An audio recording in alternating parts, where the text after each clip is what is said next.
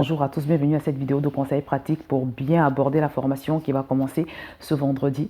Cette vidéo de conseils pratiques a pour but de t'aider à aborder le mieux possible la formation et je voudrais pour cela te donner 3 principales consignes. Et je prie vraiment que tu ouvres ton cœur et que tu écoutes ce que j'ai à te dire aujourd'hui de la part du Seigneur.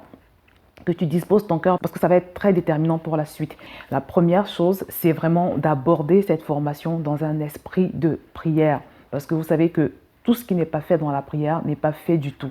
Tout ce qu'on n'a pas pris le temps de conquérir sur le plan spirituel, tant qu'on n'a pas pris le temps de s'approprier une chose spirituellement, c'est-à-dire dans la prière, avant de vouloir s'en approprier sur le plan naturel, on ne peut pas vraiment considérer que nous l'avons.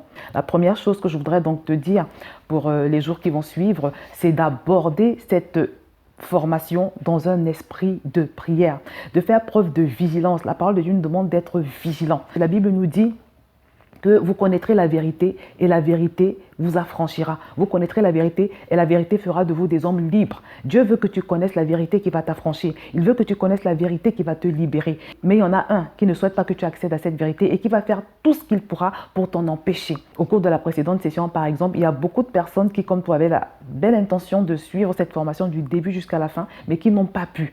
J'ai entendu toutes sortes de choses. J'ai vu des gens qui sont retrouvés à l'hôpital, des gens qui ont eu des accidents. Il y a des personnes qui, à un moment donné, ne recevaient pas de mail. Je me rappelle d'une sœur en Christ, par exemple.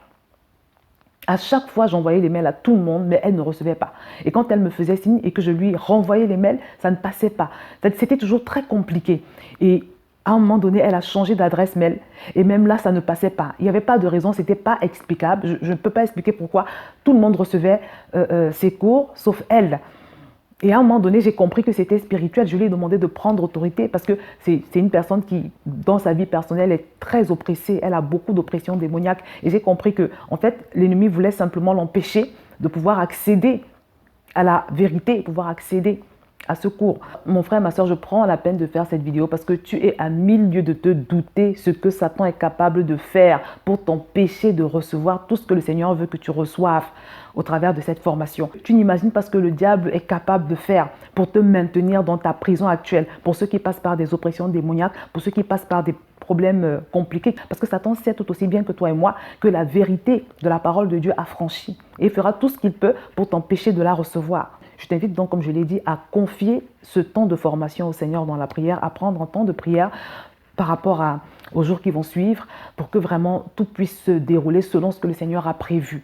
Aborde cette formation avec un esprit de prière, sois vigilante et quand ce sera nécessaire, si par exemple tu te rends compte qu'à un moment donné, il y a des choses bizarres qui se passent, qui t'empêchent, qui veulent t'empêcher de suivre les cours, il faudra que tu prennes autorité, il faudra que tu pries, il faudra que tu sois éveillé en esprit. Je me rappelle qu'à la fin de la formation, j'ai envoyé un mail à tous les participants pour leur donner quelques derniers conseils et surtout pour leur adresser leur diplôme parce qu'à la fin de la formation, vous allez recevoir un petit diplôme. Et il y a un frère en Christ qui m'a envoyé un message en me disant qu'il n'avait rien fait depuis le début. Je vais vous lire d'ailleurs son message. Il m'a écrit en me disant « Bonjour Josiane, je ne mérite pas le diplôme car en toute franchise, je n'ai rien fait. Je n'ai fait que pécher pendant ces 8 semaines et suivi aucun cours. » Donc voilà un bien-aimé qui m'a avoué qu'il n'avait rien fait du début jusqu'à la fin et pourtant il a payé son inscription de 19 €. Il m'a dit qu'il n'avait rien fait du début jusqu'à la fin. Et quand je reviens vers lui pour lui demander pourquoi il n'a rien fait, il me dit j'ai pas suivi parce que quand on me parle et quand je lis, je ne comprends pas. Mon esprit se referme. J'aurais voulu, car même avec le Saint-Esprit, ma vie ne change pas. J'ai pas de travail, pas de femme. Je vis dans un 15 mètres carrés, j'ai pas d'autorité, pas de confiance en moi. Je sais même pas charmer une femme pour l'attirer à moi. Je n'arrive pas à engager une conversation et à la garder. Et pour finir, l'impudicité. Je pense que le diable m'a tout pris. Mes rires, ma motivation, ainsi de suite. Voilà, je crois que j'ai fait le tour. Donc, ce frère est conscient, c'est déjà au moins ça, il est conscient qu'il y a une oppression démoniaque dans sa vie et Satan a réussi à l'empêcher de suivre cette formation. Je l'ai invité à reprendre cette formation et je lui ai donné d'autres conseils et des prières à faire également pour que cela ne se produise plus. Donc mes bien-aimés, vous comprenez à quel point c'est important d'être dans la prière tout au long de cette formation, même pas seulement tout au long de cette formation, mais en permanence, un chrétien doit être dans la prière. Un chrétien doit tout faire avec la prière, comme je l'ai dit. La deuxième chose que je vais te demander de faire, c'est vraiment de prendre la décision de disposer ton cœur et également de prier pour cela. Parce que ce n'est pas parce que le Saint-Esprit va semer des choses, ce n'est pas parce que tu vas entendre des choses que forcément elles vont te transformer, que forcément elles vont te changer, que forcément elles vont te faire passer d'un point A à un point B, parce que c'est le but de cette formation. Jésus s'est adressé à ses disciples un jour en leur disant la chose suivante. On va le lire dans Luc chapitre 8 au verset 18. « Prenez donc garde à la manière dont vous écoutez, car on donnera à celui qui a, mais à celui qui n'a pas, on ôtera même ce qu'il croit avoir. » Alors ce verset est tiré de la parabole du semeur où Jésus parle des 4 différents types de cœurs.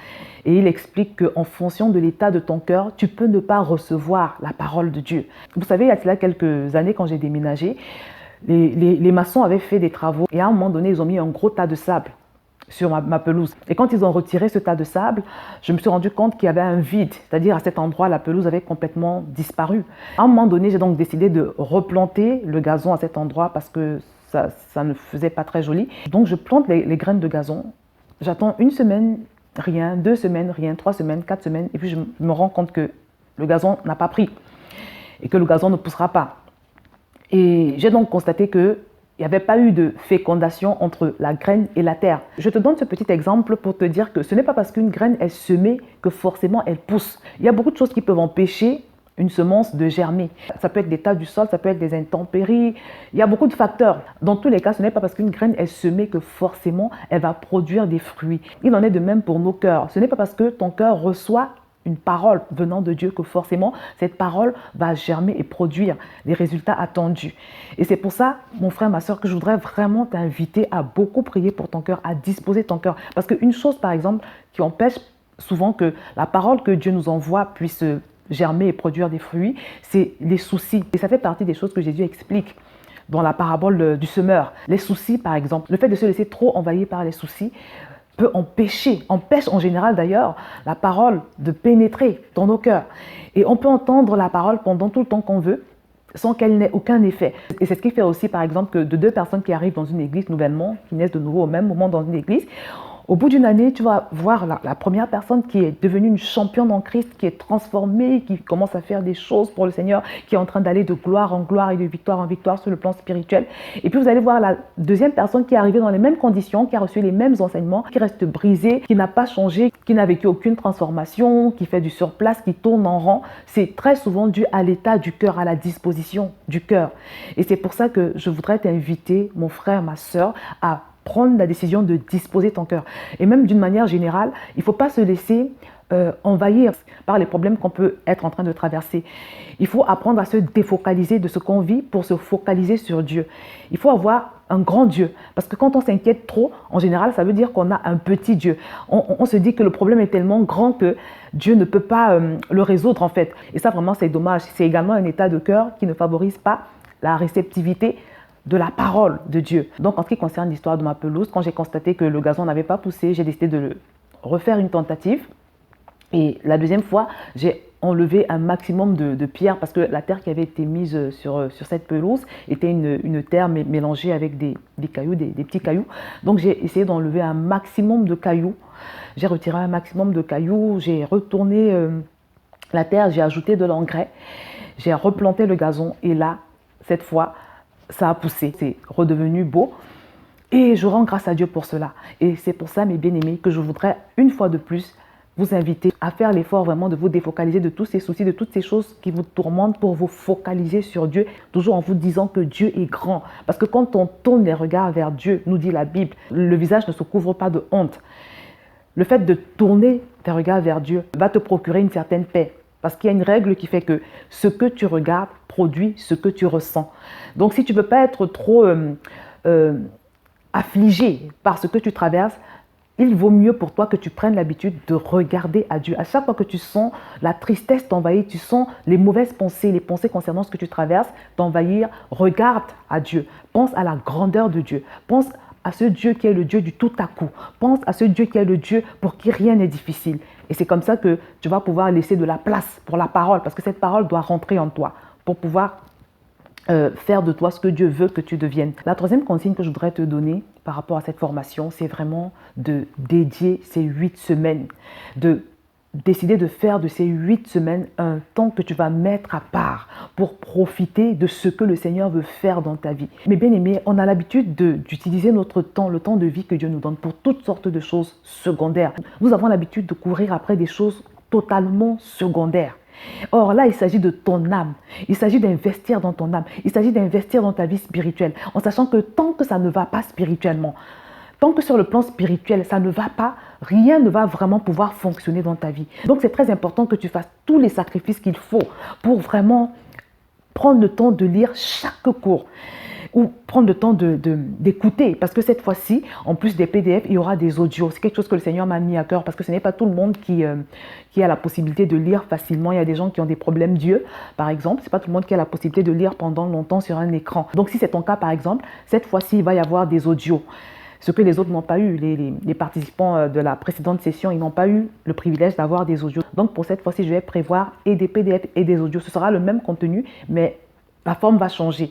Et je l'ai fait vraiment pour qu'il n'y ait plus de gens qui me disent que oui, je n'ai pas eu le temps. Quand je rentrais le soir, j'étais fatiguée, je n'ai pas pu. Vraiment, même si tu es fatigué, même si tu as les yeux fatigués, cette fois-ci, il y a la version audio et tu pourras mettre la version audio de l'enseignement pendant que tu fais ton repassage, pendant que tu t'occupes, je ne sais pas, de ton ménage ou d'autres choses, pendant que tu es dans ta voiture, pendant que tu es dans les transports, tu auras cette possibilité. Et je le fais parce que je veux vraiment que tu reçoives ce que le Seigneur veut te donner. Vraiment, je voudrais t'inviter à avoir un esprit de sacrifice en te disant que c'est pour la bonne cause. Tu investis pour la chose qui est vraiment la plus importante, ta vie spirituelle.